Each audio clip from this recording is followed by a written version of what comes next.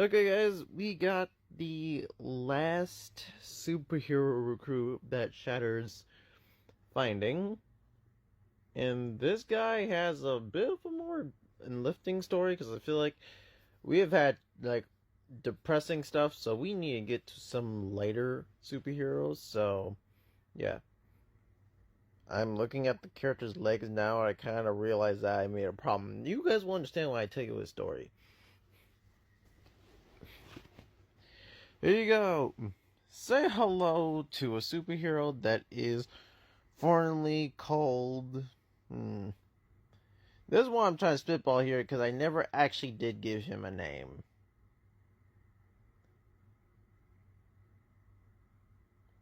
No, we're gonna call him the Galaxy Knight because I don't think that's been taken. So, and that sounds cool. So, Galaxy Knight. That's right. I just spitball it. 80% of the stuff that I tell you guys that was just spitballed, and I just rolled with it. So, yeah, no long process. This spitballing. That's all it was.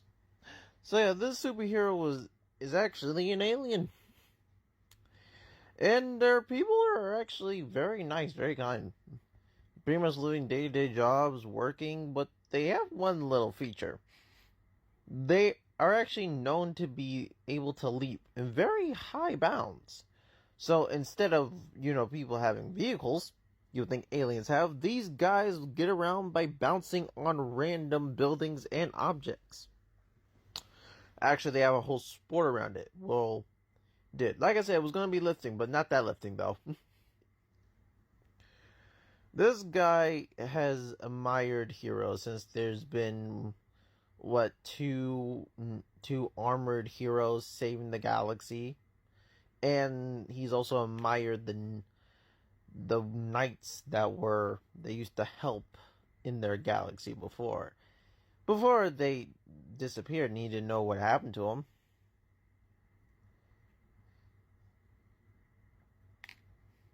But that's when his planet got attacked by our villain, the main villain of this entire story, Darkon.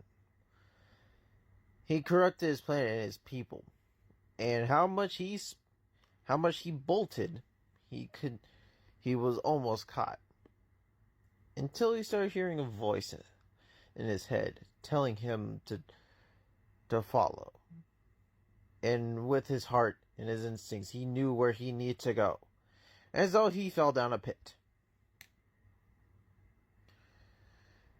Falling down and pretty much him waking up from almost getting a concussion from that, he found an ancient armor that attached itself to his body. And pretty much it kind of works like this. He wears a wrist thing, but the wrist turns into his whole entire armor. So he's able to spring, but this armor gave him more than just able to spring now. This thing allowed him to fly, able to fly into places like space. Reason for the helmet. But also what it gave him was a very special weapon. A weapon that he calls his energy crater. Or energy crater, to be precise. One, because it sounds cool. Two, because I couldn't think of anything else for it.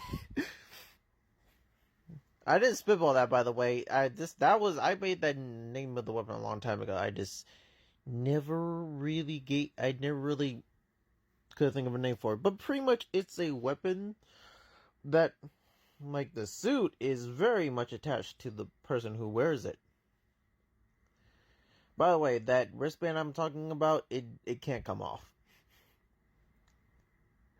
Also the suit, but this thing has a little bit more of attachment. This thing is able to create anything that he thinks. But it does have a few limits, shall I say. You see, he's able to create things like weapons, even giant hands and mallets and stuff.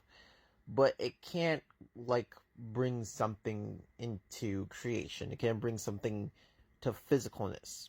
And it also has a bit of a time limit before it wears off. well, a little bit of a time limit. It's a very long extended time, so he has a good, what, like 4 hours, maybe 5 hours before that thing powers down. A good extended time limit. But yes, he escaped through his planet. And then he tried to fight Darkon. He realized that was a very hard feat. Well, a very hard feat to do. Attacking him left and right, striking him with everything he had. But it wasn't enough. Darkon was able to overpower him. And he almost died if it wasn't for the fact that Shatter appeared. And Shatter appearing, he took him out of the fight before he was able to, kill him. Told him what happened. Told him that he has teams from Earth that are trying to get other heroes to help with this fight. And then told him the whole story about that he has a dragon, and the dragon's trying to get all the other pieces. They're put into different parts of the multiverse. And yeah, that's the ending of this guy's story. A little bit longer than usual. Okay, it's fun, but now back to action. I must tell you the reason why I said this was a little bit of a problem when I was looking at his legs.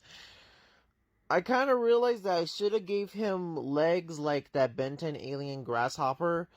I should have done that instead of giving him human legs, and that's kind of my bad. If I ever get a digital pad, I'm definitely fixing that. Because I want him to look like he actually can spring like a grasshopper. I want him to have grasshopper legs, is what I'm saying. But I'm cool with him with the suit and everything. I think the suit looks pretty cool when it comes to the chest.